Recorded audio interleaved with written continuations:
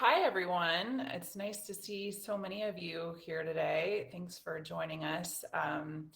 We have the gentleman from OfferingTree offered to do this webinar for us, knowing that there are so many of us that are now transitioning to teaching online in this interesting moment in time we're all in. And so they have a really educational and informative webinar that I think you'll all find helpful.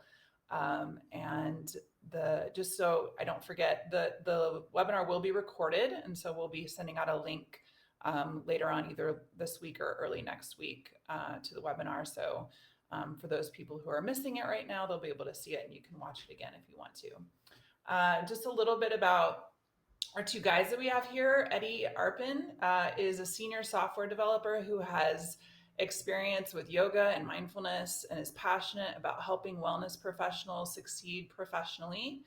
Eddie has over 10 years in the field of mobile and web development and is the CEO of the public benefit corporation OfferingTree, which provides all-in-one software for managing the online teaching and digital presence of wellness professionals.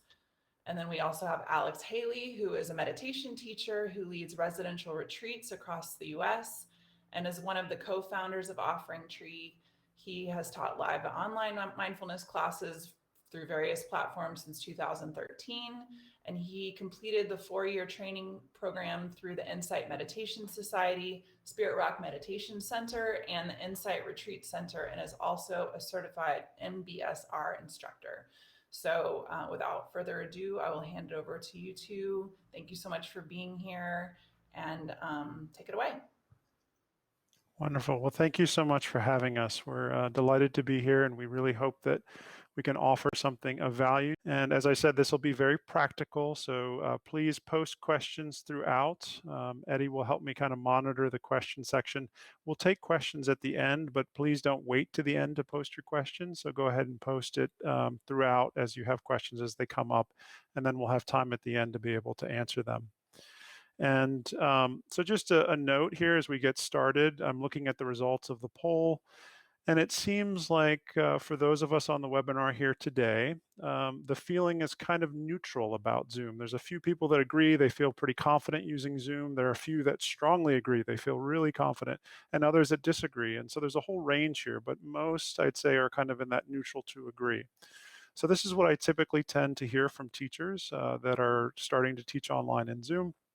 And today we'll be going over some of the basics as well as some of the more advanced features, particularly around security, because I know that's a hot topic right now. So I'll show you some of the best practices that I use as well as a number of organizations that I support so that you'll see that and you can kind of benchmark against what you're doing and be able to make sure that you're using kind of the current best practices. The other thing that I'll just mention at the outset here is there is a handout that will become available to you about 3/4 of the way through the webinar. It'll just post up at the top, and you'll be able to download that. It's just a thank you for joining the webinar today. It's got a bunch of video tutorial resources in it, which can be really helpful. I use those to send out to participants in my courses just as a way to help orient them to the Zoom platform. So with that, let's go ahead and dive in. So what we'll cover today is really understanding some of the key features of Zoom. As I said, we'll also consider some of the current best practices for using Zoom. I'm going to show you a little bit about how to administratively manage online events. And I'll be doing that by showing you the OfferingTree platform, which is what I use and what we try to provide to a number of teachers that are making the shift to online. And then I'm going to end with exploring some of the critical knowledge that's needed for online teaching. And this is specific to if you're shifting from in-person to online. Even if you've been doing this for a while and you've got tons of experience, I think there's some content here that you'll find really valuable. And then at the end, I'll make sure we have some time for a live Q&A, and that'll be kind of as time permits. So with that, let me just say a word about OfferingTree, who we are. I know there was that introduction at the beginning, but what is OfferingTree? Well, it's a public benefit corporation, and its mission is to really help teachers manage their online presence. And so you'll see kind of the images around the screen there. Those are all of our users. This is who our brand is. The teachers that are using the platform. We're trying to help them to make a livelihood. We're trying to help them really thrive within their teaching careers. We've helped a lot of teachers. At this point, we've helped hundreds and hundreds of teachers kind of get to their online presence. What we're doing now mostly is helping a lot of mindfulness teachers and yoga teachers and other teachers shift to online teaching. And it's because of the shock that we're all kind of at the moment right now with COVID-19, and particularly with these in-person venues being closed down and the need to rapidly shift to online teaching. As I mentioned before, we are a benefit corporation, so we have a public mission. And our public mission is to really further wellness access and education. And so we do that in a number of ways by offering educational webinars like this one, and also offering free to the public events that some of our expert teachers provide. And what I can say about OfferingTree in terms of our goals as a platform is there's three things, and this applies whether you're using OfferingTree or you're using somebody else. So I just want to say that even if you don't use our platform, you want to think about these three components as you're starting to shift to online. The first is you need to have something that allows you to do online teaching, and so that's everything from a landing page to a website. You need to have a place where people can go to find your online teaching. You also need to have a mechanism to be able to manage client communication. So this is things like being able to message a class, being able to send out a newsletter, helping to streamline some of the communication and the questions that you get from your students. And then the other thing is you want something that is integrated. Ideally, you want something that's going to allow you to not have to have a PhD in computer science, something that just works and that you don't have to patch together and cross your fingers and hope that it works. And this is going to involve everything from the registration to the payment to being able to look at what's going on with your teaching. And this is really what we focus on. This is why we were created at OfferingTree. It was to do these three things: to assist with online teaching and your digital presence, to help with client communication, and then also to really provide this in an easy to use format. So the topic of today is Zoom, but I would be remiss if I didn't say a little bit about it. Zoom has an incredible, it's riding an incredible marketing wave. It's not the only platform out there. So I get asked a lot of questions about what other platforms are out there, what should I be considering. I've put up on the screen here some of the ones that I think you should consider. We have no connection with any of these platforms, so full disclosure, it's not like we're receiving any kind of arrangement or special benefit from any of them. This is just, as I look at it from a user perspective, these are the ones that you should be thinking about. And you'll notice that there are some that are not on here. For example, Facebook just launched a new platform. It's not on here. Zoom, and if you look in the limitations category here, it's in the news a lot right now because it's being targeted. And so many of you have probably heard the term Zoom bombing, which is where you have people coming in with kind of this intention to disrupt, and it can be kind of minor disruption to major disruptions. And that's because right now, they are getting a lot of press, and so they're now being targeted. People are wanting to disrupt Zoom or hack it, or disrupt these public meetings. And you'll see some of the benefits and advantages of the different systems on the screen. Again, I won't necessarily go through all of these today. I will just say that if I'm pressed by somebody to say, look, I don't have a lot of resources, I'm really struggling, I just need to get online, what I tend to recommend is not Zoom. I actually recommend WebEx and Jitsi. And Jitsi is an open source, it's free, it's unlimited time. You'll see it, it's the third item down there. So WebEx and Jitsi are the two that I recommend if you're really struggling. And particularly because WebEx right now, at least as of today's date, has the exact same features as Zoom, but they've offered them for free in response to the pandemic. That's a limited time offer. At some point, they'll probably stop and they won't offer it anymore. But as of today's date, they're still offering it, which means that you can get all the functionality that you would get in Zoom for free if you sign up for WebEx. with Jitsi, it's always going to be free because it's open source software. So again, just wanted to put a little disclaimer before we dive into Zoom and look at some of the mechanics of it. So some of the key features here.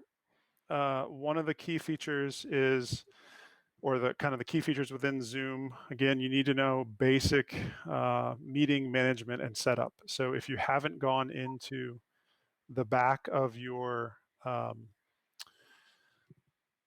Zoom account, which is actually on the website itself. So if you go to zoom.us, you can log in. There's a whole series of features there, and they start from the basic all the way to the advanced. And so you need to be comfortable looking at those feature sets, particularly because the one of the main features that's not active by default is breakout rooms. So if you want to use breakout rooms, you have to turn that on. Additionally, there are other features that are set for security purposes. For example, enable waiting room, that is set to be on by default. Require password for a scheduled meeting, that is set to be on by default. So you want to be checking those settings to make sure that you agree with those default settings. And so again, you can check those by logging into zoom.us and then looking at your account. The other kind of key features that you need to know about are, again, how to operate the microphone, how to operate the video. You need to be able to tell your participants how to do that. You need to know how to manage participants. So you need to know how to mute a participant. Hopefully you'll never need to know how to remove a participant, but you should know that feature. And if you're going to use breakouts to increase engagement, you want to know how to use that feature. The chat feature is pretty essential for troubleshooting because particularly if you have students that are logging in and they're not familiar with Zoom or they're just feeling a little bit wary about technology, the chat feature is a lifeline for you. And I'll show you again how that works and some of the features to consider with it.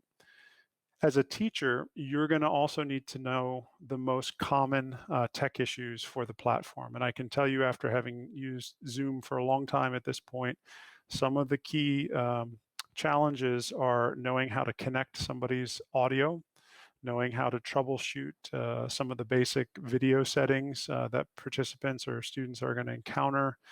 You're also going to need to know how to orient them to the overall classroom environment so that they understand how to be able to toggle windows on and off, how to show their video, how to hide their video. These are some of the common technical issues associated with using Zoom. And then finally, security and best practices. And so I will cover this in quite some depth today. And again, the handout that I provide you will give you more information on that. So let's actually dive in now. So I've talked a lot. That's kind of a setup. Let's actually look at Zoom itself. So let me pull that up 1 second. So now you'll see on the screen, you'll see an actual live Zoom meeting. So let me go ahead and demonstrate some of the key features here. So you'll see that again with my mouse. So if I go down here to the left-hand side, you'll see this is the microphone. If you pull this up, you'll see a lot of different options. Notice that I have multiple options. I can set a headset, I can use my monitor, I can use my default speakers. Same thing, I have multiple options at the top here for the microphone. Notice that there's an ability to test your speaker and microphone. This is really critical for participants that are having issues. They can actually use this to test. And Zoom itself actually has a 24/7 room that's available for people to log in to test their hardware. So often I will use this, I will send it out in advance and tell students to test their hardware before the first class. And so you can get to that. I think it's just zoom.us/test. But you can go to Zoom site and you'll see it there. It's basically a 24/7 on-demand Zoom room for people to test hardware. You can also switch to phone audio. This is a key option for people that are continuing to have difficulty with being able to connect their audio so that you can hear them. So if you click this, it'll actually bring up a kind of a pop-up menu, and it'll allow you to kind of change it to the phone audio. And again, you can adjust all the audio settings. So just know that this little caret next to the microphone is what pulls up all that information.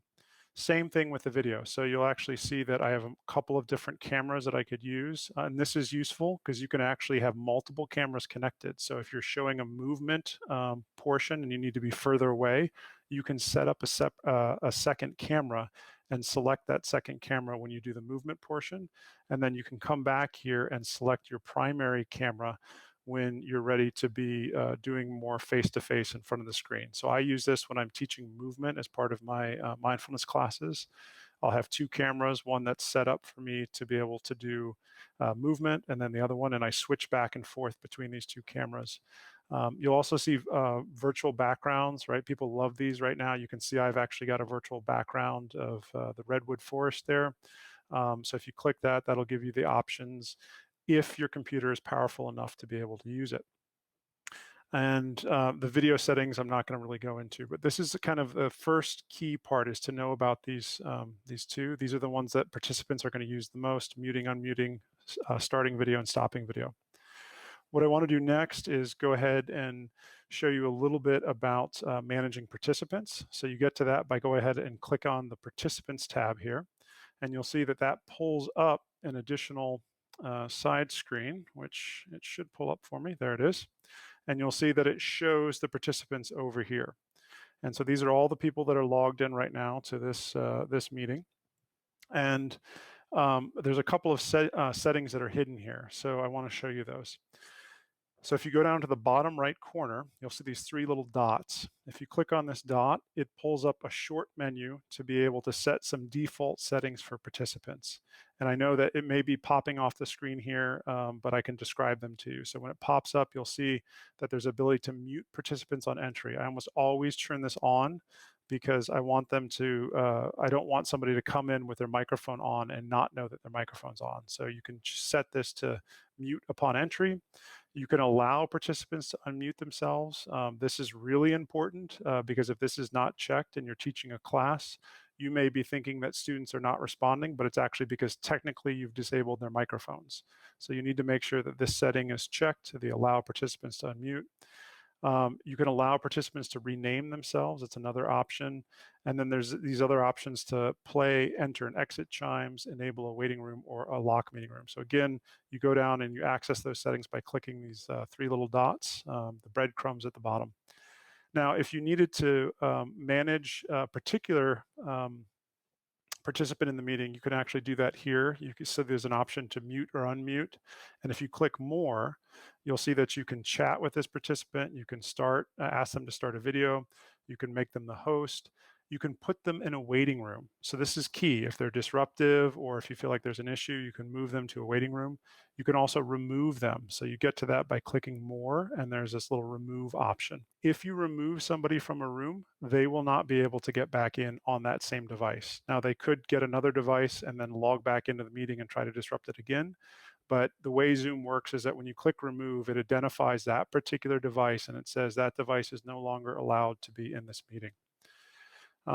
One caveat that I'll just say here also, if you turn on enable waiting room or lock meeting, Zoom recommends this, but I found actually in practice that this is kind of problematic, because what happens is that if somebody's internet connection is unstable and they drop off, let's say a student's connecting from home, their internet's disrupted, they drop off, then they actually won't be able to get back into the meeting if you've locked it. If you've enabled waiting room, they'll pop up to the top of this. I'll show you what happens. I'm going to put Alec, for example, in the waiting room here. I just put him in the waiting room. So what happens is now he's not actually in the meeting, the Zoom meeting. He's actually up here. And unless I click admit, he's not going to hear anything that I'm saying. And he's actually going to be in this waiting room until I admit him.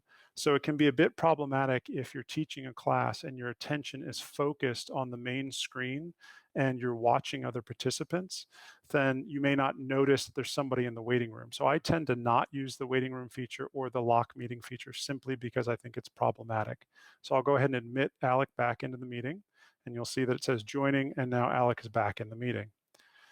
So that's some of the kind of the key features for being able to use the managed participants. I will say a couple things about orientation in the Zoom environment. So if you go ahead and look at the top right here, you'll see that it says speaker view.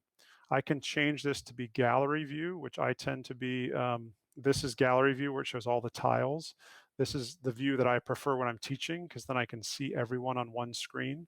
Zoom technically will let you have 49 people on one screen if your computer is powerful enough to process that much video. And so some computers, if you have an older computer, won't work to have 49 people on a screen. But you want to know that because if you have to toggle between 2 or more screens, it disrupts the classroom feel in the virtual environment. The other thing that I want to show you is that you can actually hover over any of these participants and I can change their names. So if I click the breadcrumbs right next to it, you can notice that I can select rename. And so in this case, I'm going to say, I'm now going to change Eddie to Ed. I'll hit OK, and it changes Eddie's name to Ed. The other thing is that if I want to not see my own video, or if you want to help a participant not see themselves, because sometimes it's distracting to see your own video, you just tell participants to hover over their video, go to the breadcrumbs, and then you actually say hide self view. So if I do that, notice that my screen now drops away and it's gone. So I don't see my own video when I'm talking, which can be really nice because our attention will get drawn to our own face because we typically don't see our own faces when we're talking. So it's this odd artifact of being in an online environment. If I want to show myself again, I just click show self view, and there I am again. I'm popped back up. So this is a really handy feature, particularly for students that feel self-conscious about seeing themselves while they're talking. And you can just remind students that they can do that by hiding the self view or by unhiding it by going back up to the top. Additionally, you can pin video. So let's say I wanted to just see one person at a time. Let's say I just want to look at my own video. So if I click pin video, that makes this video full screen and it's pinned to my view. And it won't change unless I unpin it. And so I have to go up this top left corner and click unpin video. That will unpin it. One of the best practices that I recommend for teaching online is to actually have people rename themselves, put their first name, and then actually put a comma about where they're coming from. So if they're logging in from, in this case, I'm logging in from Minneapolis, I would actually put that in my name, and then that way you can see where people are from. And it helps you, it gives a visual reminder to let you know that this is a kind of cyberspace with tons of people coming from all over. And it also lets you know to be careful with your language, because if you say good morning, but you have people coming in from halfway around the world, it's going to be evening for them. And so that's already a moment, a micro moment of disconnection. And so by having the place locations, it can help prompt you and visually remind you, oh, wait a minute, I have people from around the world. So maybe I should just say, welcome, thanks for joining today. And knowing that time zones are different. So for example, if you're on the West Coast right now, you're looking at this and it's about 12:30. Where I am, it's about 2:30.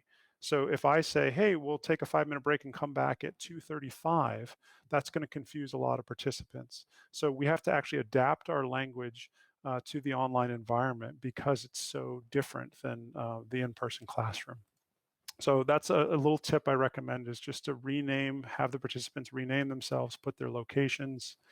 The other thing is that when you're establishing the container of the class, just like you would in person, you want to tell them about all these different features in Zoom. So show them, just like I'm showing you, where the microphone is, where the video is, where they can chat with you, and where they can share screens. And I'm going to talk about security settings in a second. So I'm just showing you the basics. And there's reactions that they can use. Some of this is distracting. So just know that when you orient participants to the online environment, all of these features, they don't unify attention, they actually fragment attention. And so if you're teaching a mindfulness class, I tend to dissuade people from using reaction emojis or from using some of the emojis that are in the chat feature, just because I notice as a teacher, it fractures my attention. And it can be kind of challenging. So again, each of us has to decide, is it useful, or maybe do we want to have a guideline around that associated with the class? The other piece that I will share is kind of around technology equity and technology access. So not everyone has a laptop, not everyone has a smartphone. And so finding other ways to be able to connect, whether that's dialing into Zoom. Zoom offers the option to dial in. There's other options that it provides. So just know that you want to provide different options. From a technological standpoint, you need at least a 600 kilobyte per second connection to be able to connect to Zoom and share your video and audio. If you know a participant or a student doesn't have that, then you might need to find other solutions like using a dial-in phone if they have access to that. And so sometimes if we're doing different classes, we provide the technology to the student as a way to join us, because again, it's part of technology equity, technology access, and it's not always thought about. In terms of devices themselves, generally you need a device that is either 2015 and older to be able to use all the functionality in Zoom. And that's because the operating systems that are needed to run Zoom, they need to basically be from 2015 and beyond to have that functionality. So again, I'm covering a lot of information, but again, this is meant to give you sort of a crash course in all these different ins and outs. So let me talk a little bit now about security. So you'll see that down below, there's this security badge. Zoom added this late in the game because they realized that there were some security holes. There's a few questions maybe we can address here. Valerie asks if there is a way that there can be an alert or a sound when someone is entering the waiting room so you don't miss them waiting in the waiting room. Yeah, right now you can set a chime for enter and exit. I don't know if that actually chimes for the waiting room. They've changed that feature in the past. It used to not chime. It may chime now, but it's worth checking. So if you actually click, it's not, interestingly enough, under the security tab. You have to go back to the participant tab, oops, and then you click on the little breadcrumbs over here on the right. And if you click on that, you'll see an option in that drop-down menu. I know it doesn't show up on your screen, it's getting cropped, but it'll show enable or play enter exit chime. I'm not sure if that works for the wait room though. So that's again why it may be a limitation, at least in the current software that's provided. And then in terms of other security features, so this is one of the gaps. The security features are actually spread out across multiple windows. They actually don't all sit within this security tab. So if you click the security tab, you'll notice that you can see share screen, chat, and you can allow people to rename themselves. You can lock the meeting or you can enable the wait room. As I said before, I tend to not use these features because I think that it's problematic. So I tend to just, I'll get into a little bit more of the recap. I tend to just use a password on the meeting. I tend to also make sure that I schedule the meeting and I disable the screen share. So that's where I would do that. I hit security, I check off the share screen. I tend to actually keep the chat, but I change the chat settings so I can show you how to do that. So if you uncheck it here, it means nobody can chat with you.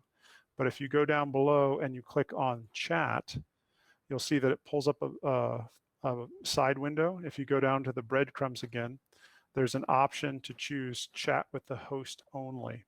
So you can keep the chat live, but set it to only be communicating to you. And I know, again, it's getting cut off from the screen, but if you click those little breadcrumbs, you'll see an option for host only.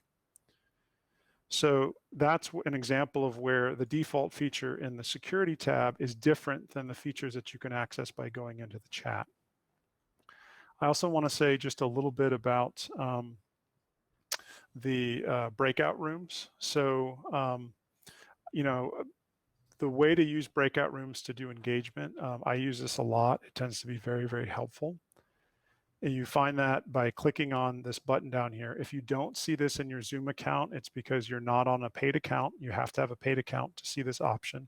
And you have to enable the option in your Zoom account settings by going to zoom.us and then logging in and checking the setting. You have to toggle on the option for breakout rooms. So I'll go ahead and hit breakout rooms. And you'll see here actually just in a minute, I think something popped up on your screen. There's a handout that you can download that will be available as part of this webinar. So once you hit breakout rooms, you'll see that you get this new pop-up, this option that basically says you can automatically set them or you can manually set them. And what I tend to do is I like to manually set them, and you can set the number of rooms that you want. And you go ahead and hit create rooms. This actually won't put people in the rooms. It just creates a new dialog box. And you'll see that it creates the breakout rooms here. And down below, there's more options for you to access settings for the breakout rooms. So I tend to turn this option on to move all participants automatically into breakout rooms. You can decide whether or not you want participants to be able to return to your main meeting room, or if they have to stay in the breakout room until you're done with that breakout session. You can decide how long the breakout meetings remain open. If it's 5 minutes, 6 minutes, doesn't really matter. You can set that. You can have a countdown timer. So you can set the countdown timer to let participants know that they have 10, 15, or 30, different seconds left before the breakouts end. If you want to add people to the breakout rooms, you have to hit assign, and you'll see that it lists the participants here. I'll assign Alec to breakout room 2. Now, if I decide that I've made a mistake here, then I have to move them either to another breakout room, or I can exchange them with somebody else in a breakout room. But you'll notice there's not an option to just remove them from a breakout room. So if I wanted to do that, I'd actually have to close out this particular breakout room. And then what would happen is that now I would get the option to assign Alec again. So Alec is not assigned to a breakout room. So it's a little bit clunky, but it works. And once you have the settings and the people in the breakout rooms that you like, you go ahead and hit open all rooms. And at that point, it'll move Alec to the breakout rooms. And it means that the breakout rooms are now kind of in process. And you can close all the rooms and you can broadcast a message. So if you broadcast a message here, it'll stay up on the screen for 20 seconds for people that are in the breakout rooms. And this is how you communicate. But just know that it only stays on the screen for 20 seconds. Also, you can join the breakout rooms. You can actually put yourself in the breakout room, but it's kind of overwhelming when somebody just pops in. It can be a little bit jarring. So I would recommend you tell participants if you're going to do that. The other thing is that you can't hear anything, and any of the chats that happen in the breakout room by default, it's not saved, so that you can't access what was happening in those breakout rooms if people were chatting or other things. So it's a little bit different than in person, but again, it's quite powerful. I use it a lot for when I'm teaching online.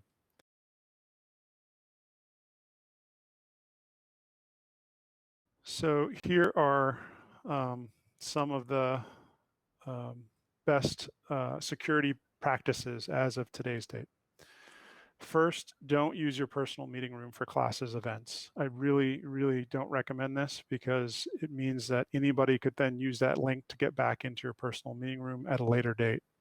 Instead, you really want to schedule a unique meeting. And the way you do that is by logging into your Zoom account, or you do that by within the app, where it'll allow you to schedule a meeting. And then when you do that, you want to turn on the settings to require a password and to embed the password, so that when you send somebody a link, they don't have to manually enter the password. The password's already included in the link that you send them. Another best practice is I would not share the meeting link openly on the web. Instead, I would require some form of registration. Zoom bombing happens because people post their Zoom link on the open web and people have access to it. If you add a simple barrier like requiring registration, it means that people have to take that action to be able to get into your meeting. That means they want to be there. In general, it's not foolproof, but it cuts down a lot of the Zoom bombing. And then if somebody does join the meeting that shouldn't be there, you can use that remove feature, which is down here, or you can use that put in waiting room feature, and that will remove them or put them in the waiting room immediately. I tend to disable the share screen, which I showed you before. I also tend to enable this mute participants on entry. I don't use the enable, exit, and enter chime because I find it a little distracting. You're constantly hearing chimes. I don't use the waiting room or the lock meeting room features because, again, if I miss that somebody's waiting in the waiting room, then they're not in my classroom, and it's just because my attention is focused on teaching, and it's not monitoring the participant panel. Finally, the lock meeting feature, if somebody's internet connection drops and they try to get back in and you've locked the meeting, they just won't be able to get back in. I've had this happen. So again, I don't recommend it, but you can decide if you want to use that feature for yourself. Zoom claims that if you lock a meeting and somebody gets kicked off, they can join again.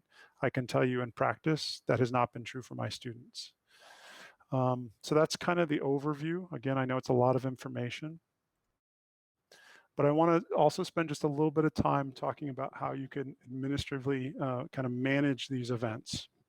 And so what I'm going to demonstrate now, and let me go ahead and do that, is I'm going to share a different screen. Give me 1 second.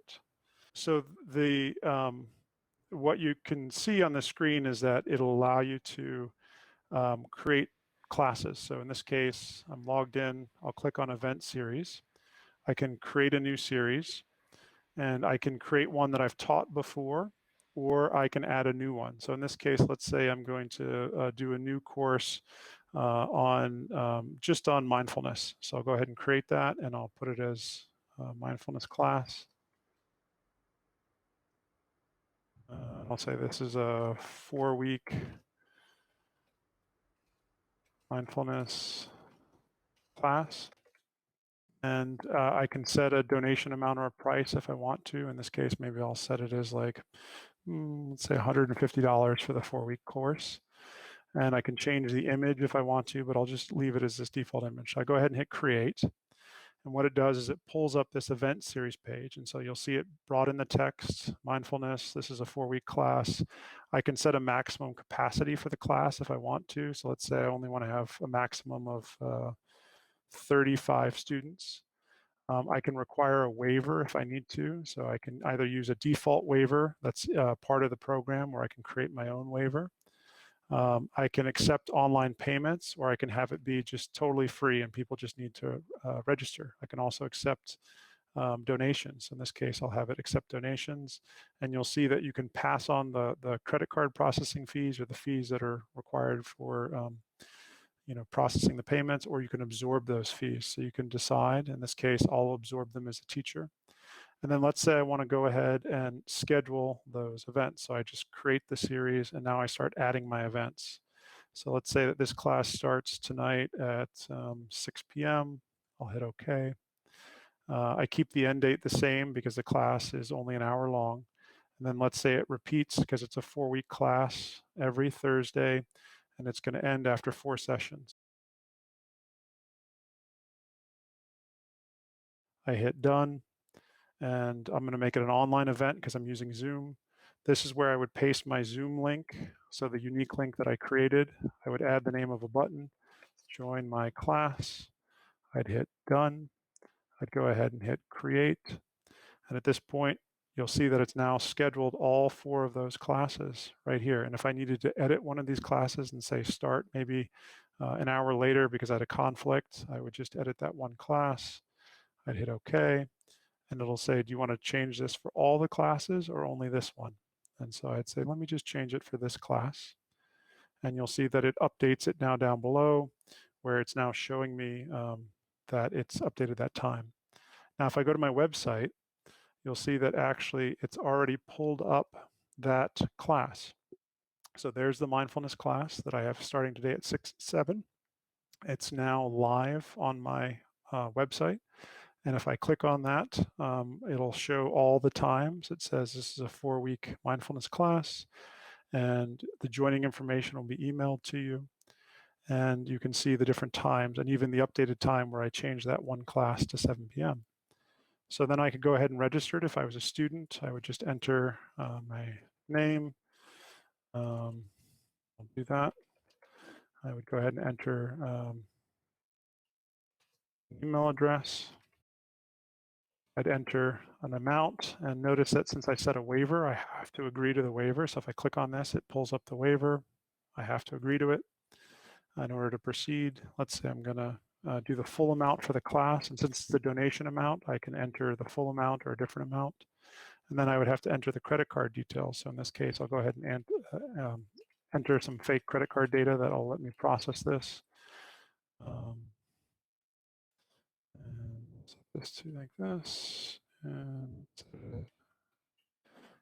Hit register. It says that it's paying with that card, it's registering, and now I get a pop-up that says, congratulations, you've been registered. Please check your email. You'll now have a confirmation email. So now that student just got the confirmation email with the sign in for the class. So it's that easy. I literally demonstrated that in, I think, 6 minutes, and I'm already online and I've got a registrant for my class. So that's what we try to do at OfferingTree, is make this really, really seamless. So that it's that simple. Couple click of the buttons and you're up and running and you're able to take registration and integrate it with Zoom. So this is what we try to offer to help teachers get online quickly. And let me just share one last piece and then we'll open it up for questions. I want to make sure we have time for this. Key knowledge for online teaching. So you need to provide people an orientation. Teach people about the online classroom, just like I was showing you. I strongly recommend that you do a pilot run for the technology. So if people are feeling nervous about it, you say, hey, the week before, I'm going to have a half-hour session where you can log in and try the technology, and we'll work out all the bugs. I typically would allot half an hour to an hour for that. You can also do it as a half hour before your first class, if that is, if you can do that in your schedule. But I strongly recommend that as a best practice. It cuts down a lot of anxiety and worry. The other thing which came up in this webinar, this issue of lags. So what I'm saying and what you're hearing is different. You need to be able to slow down, develop pauses, and you also need to be able to look directly at a webcam, which can feel kind of artificial. Because if you look down at the tile of somebody in your classroom, it's going to look like you're looking away from everyone. So you have to periodically remember to look directly at your web camera so that people feel like you're looking at them. And it can feel odd if you're not used to doing that at first. And again, allowing for some of these pauses based on lags. Verbals, so there's a term in linguistics called prosody, and that refers to everything from speed, the emphasis you put on language, intonation that you're using. And it's really, really important for engagement, because if you don't have that variation in speed and emphasis, and is this a question, it's going to feel flat on the online environment. Everything gets compressed when you're teaching virtually because the medium compresses the message. So you really want to practice in working with speed, emphasis, and intonation. You can practice with different headsets, leaning in towards the camera, leaning back. That would be a nonverbal, a gesture. You can change your background, whether it's virtual backgrounds or just changing physically what's in the field of view of your camera. You can use an interactive whiteboard. That's a feature within Zoom. I didn't go into that today, but you can use that. I also tend to share music at the beginning of my class. I use Creative Commons music, so music that's free to use to the public. I put on a little music as people are logging in so that everyone has a shared experience that can set the vibe for the class and help people feel like, oh, yeah, I'm here. Okay, I made it. The other thing is to establish expectations for safety. So I have a guideline that says, as a teacher, I need to know that you're doing okay, which means that I'm going to ask each of you to have your video on. Please only turn it off if you need to step away from the camera for a moment or if you have an emergency, but please keep it on as much as you're able, because it lets me know that you're doing okay, and that's my role as a teacher. And so setting that expectation and guideline at the very beginning of class is really, really key. The other big pointer I would recommend is you want to mimic in-person behavior. So just like you would in an in-person class, come early and stay late. And that's where people will ask you questions. They'll want to know, different things. They're working out the technology. If you don't feel super comfortable with some aspect, just like in an in-person class, if you needed help setting up the room, you would want to do the same thing here, where you might need an assistant for your virtual class, somebody that maybe has a little bit more facility with the technology. The other thing is try to create simple, relatable topics as people are logging in and logging out. So for example, does anybody have a small win today? Did anybody notice that, there was a bit of really positive news about, some topic? Find something that's relatable. Or maybe you have a silly hat class where people all log in with their silliest hats from home. So it just helps a way to kind of break some of the stifling elements of feeling like you're, at a distance on the online environment. So I think with that, I'd like to end here. That was a lot of content. Thanks for bearing with me. And you'll get an email with a link to the replay of this video, as well as the handouts and the special support that we're offering at OfferingTree. So thank you again. I just want to thank also UCLA's Mark for having us, and really hope that you got something of value today. And thanks for being with us.